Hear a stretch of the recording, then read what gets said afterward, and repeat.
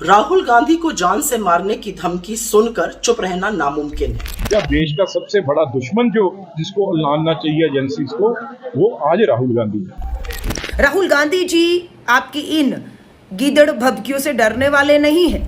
नमस्कार दोस्तों, the truth के इस अंक में आपका मैं प्रीति पांडे बहुत स्वागत करती हूँ। दोस्तों, आज द ट्रुथ में हम बात करेंगे नफरत की राजनीति की। नफरत की उस राजनीति की जिसमें लोग तमाम मर्यादाएं भूल जाते हैं। फिर किसी को आड़े हाथों लेते समय कुछ भी बोल जाना बहुत आसान हो जाता है, और ये आसान इसलिए भी होता है क्योंकि इसी को सहूलियत की राजनीति। कांग्रेस अध्यक्ष मल्लिकार्जुन खड़गे ने कल प्रधानमंत्री नरेंद्र मोदी को उनके जन्मदिन के मौके पर एक पत्र लिखा। पत्र में शुभकामनाएं तो थीं, लेकिन साथ ही साथ प्रधानमंत्री नरेंद्र मोदी से एक इल्तिजा की कि अपने मंत्रियों की, अपनी पार्टी के नेताओं की, अपने सहयोगी दलों के नेताओं की जुबान पर थोड़ा लगाम लगाएं। ये जरूरत इसलिए आन पड़ी क्योंकि बीते दिनों बीजेपी के खेमे से लगातार कांग्रेस के वरिष्ठ नेता, सांसद, एलओपी राहुल गांधी के लिए जिस तरह के शब्दों को देखने सुनने को मिल रहा है, उसे किसी भी शालीन राजनीति की कैटेगरी में तो शामिल नहीं किया जा सकता। राहुल गांधी आतंकी हैं। राहुल गांधी की जुबान काटने वाले को 11 लाख रुपए का इनाम। राहुल गांधी तेरा हश्र तेरी दादी जैसा होगा, और इसी तरह की तमाम घटिया लैंग्वेज से ओतप्रोत राजनीति। हो सकता है कि इस तरह के बयानबाजी से किसी की सस्ती राजनीति चमकती हो, लेकिन इसी राजनीति की ओर ध्यानाकर्षण करने का काम किया कांग्रेस अध्यक्ष मल्लिकार्जुन खड़गे ने, जिन्होंने प्रधानमंत्री नरेंद्र मोदी को एक पत्र लिखा और इस पत्र में इल्तिजा की कि अपने मंत्रियों की जुबान पर कंट्रोल लगाएं, लगाम लगाने का काम करें। मल्लिकार्जुन खड़गे ने यह पत्र इसलिए लिखा, जरूरत इसलिए आन पड़ी क्योंकि अब पानी सर से ऊपर जा रहा था।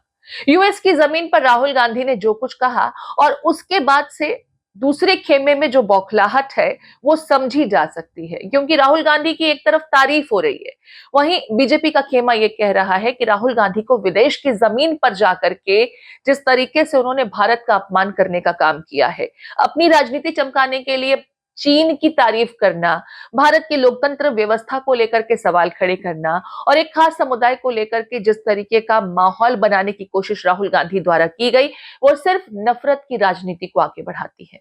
अब ये नफरत इतनी बढ़ गई कि आप राहुल गांधी को कुछ भी कह जाएंगे, ये समझने का विषय है। पहले जरा सुनवा लेते हैं आपको वो तमाम बयान जो राहुल गांधी के संदर्भ में दिए गए। सबसे पहले सुनिए कैसे पूर्व बीजेपी के विधायक तरजिंदर सिंह मारवाह, जो बीजेपी के नेता हैं, उन्होंने राहुल गांधी को उनकी दादी जैसा हश्र हो जाएगा सरेआम इसकी चुनौती दे दी। राहुल गांधी बाज आजा, नहीं तो आने वाले टाइम में तेरा भी वो हाल होएगा राहुल गांधी जो तेरे दादी का हाल है। चलिए, आपने तरजिंदर मारवाह को तो सुन लिया। इन्हीं के समुदाय से आने वाले एक और नेता जो कल तक कांग्रेस के खेमे के थे लेकिन आज जो भाजपाई हो गए हैं, उन्होंने राहुल गांधी को तो देश का नंबर 1 आतंकी बता दिया। सुनिए। जो देश के दुश्मन जो बारूद गोली हर टाइम मारने की कोशिश करते हैं, उड़ाने की कोशिश करते हैं, जहाजों को, ट्रेन को, रोड को, जब वो लोग राहुल गांधी की सपोर्ट में आ गए, आप अंदाजा लगा लीजिए राहुल गांधी खुद देश के नंबर 1 टेररिस्ट, अगर किसी को मेरे ख्याल से किस पे इनाम होना चाहिए पकड़ने के लिए, या देश का सबसे बड़ा दुश्मन जो जिसको लानना चाहिए एजेंसीज को, वो आज राहुल गांधी है।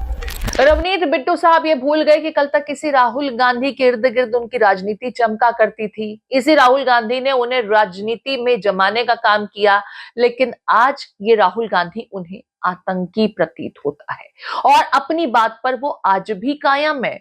वो दोबारा यही कह रहे हैं कि जिस तरीके से सिखों के नाम पर अपनी राजनीति राहुल गांधी चमका रहे हैं, भारत में ऐसा कोई भी सिख नहीं है जिसे पग पहनने की इजाजत नहीं, जिसे कड़ा धारण करने की इजाजत नहीं, लेकिन राहुल गांधी अमेरिका में जाकर के एक झूठा नैरेटिव सेट कर रहे थे।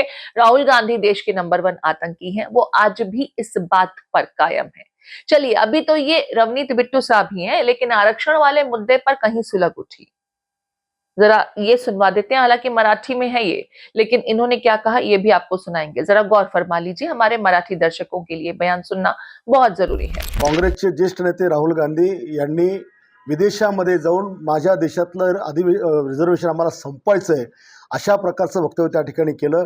म्हणजे काँग्रेसचा खरा चेहरा आणि त्याच्या पोटातली मळमळ त्यांनी त्या ठिकाणी ओकून दाखवली. लोकसभेच्या निवडणुकीमध्ये संविधान धोक्यात आहे, संविधानामध्ये हे आपलं आरक्षण संपवणार आहे असा फेक निगेटिव्ह नेरेटिव्ह ठेवून त्यांनी समाजाची मतं घेतली आणि आज ते आरक्षण संपवण्याची भाषा करून आले आहेत. म्हणजे 100% त्यांना मागासवर्गीयांचं, आदिवासींचं, ओबीसींचं सगळ्यांचं आरक्षण त्या ठिकाणी संपवायचं आहे.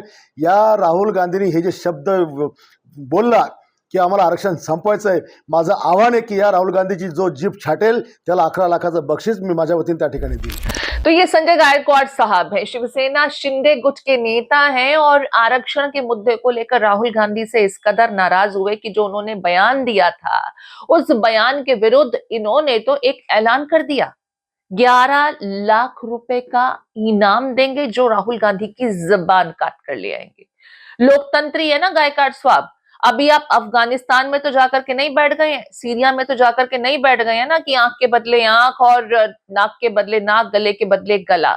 आप 11 लाख रुपए का इनाम देंगे राहुल गांधी की जो जुबान काट कर लेके आए।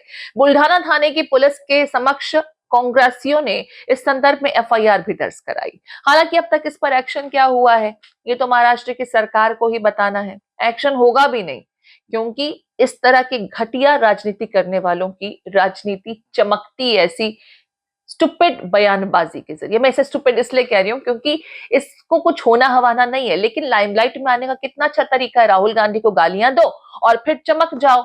अगर आपकी पार्टी के नेता आपको तवज्जो नहीं देते हैं तो ऐसी एक बयानबाजी दीजिए। और कांग्रेस तो ये भी कहती है कि बीजेपी का तो क्राइटेरिया यही है कि अगर आपको अपनी राजनीति चमकानी है तो राहुल गांधी को जमकर गाली दीजिए और फिर आपकी राजनीति चमकती रहेगी। अब इस संदर्भ में कांग्रेस पार्टी ने एक मन बनाया है। कांग्रेस की महिला कार्यकर्ता और कांग्रेस के तमाम कार्यकर्ता बीजेपी मुख्यालय पहुंचकर प्रदर्शन करेंगे। जगह जगह प्रदर्शन हो भी रहे हैं। रवनीत बिट्टू साहब को लेकर जो प्रदर्शन हुआ उसकी बानगी भी देख लीजिए। मुर्दाबाद मुर्दाबाद मुर्दाबाद रवनीत बिट्टू मुर्दाबाद मुर्दाबाद मुर्दाबाद जिंदाबाद जिंदाबाद कांग्रेस जिंदाबाद जिंदाबाद जिंदाबाद राहुल गांधी जिंदाबाद जिंदाबाद जिंदाबाद रवनीत बिट्टू मुर्दाबाद मुर्दाबाद मुर्दाबाद रवनीत बिट्टू मुर्दाबाद मुर्दाबाद मुर्दाबाद यूथ कांग्रेस जिंदाबाद जिंदाबाद जिंदाबाद राहुल गांधी जिंदाबाद जिंदाबाद जिंदाबाद गांधी जिंदाबाद जिंदाबाद जिंदाबाद शराब नहीं है तो डूब मरो डूब मरो डूब मरो।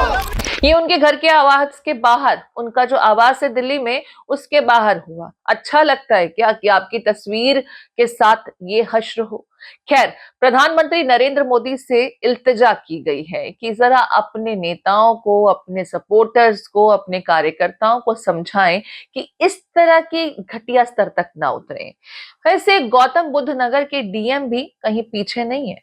सुप्रिया श्रीनेत ने बाकायदा इस संदर्भ में कुछ पोस्ट किया था और देखिए किस तरीके से डीएम साहब की लैंग्वेज सोशल मीडिया प्लेटफॉर्म पर छलक उठी। तो आपने डीएम साहब का ये ट्वीट देख लिया, किस तरीके से राहुल गांधी को पप्पू कह रहे हैं सोशल मीडिया के खुलेआम मंच पर। अब डीएम साहब की ये जुबान, इसको लेकर कोई एक्शन होगा क्या, मुझे डाउट है। कुल मिलाकर के ये जिस तरह की बयानबाजी हो रही है, जिस तरह के शब्दों का इस्तेमाल किया जा रहा है, आप इसको लेकर क्या सोचते हैं? आपके कमेंट का इंतजार रहेगा। कांग्रेस अब देश भर में हमलावर है, प्रोटेस्ट कर रही है और ये कह रही है कि जब तक माफी नहीं मांगी जाएगी वो यूं ही उग्र आंदोलन करते रहेंगे। आप क्या सोचते हैं इस बारे में? आपकी राय का इंतजार रहेगा। और अगर अब तक आपने द ट्रुथ को अभी तक सब्सक्राइब नहीं किया है तो हमारे चैनल को सब्सक्राइब करना ना भूलें। आपके कमेंट्स का हमें इंतजार रहता है। नमस्कार।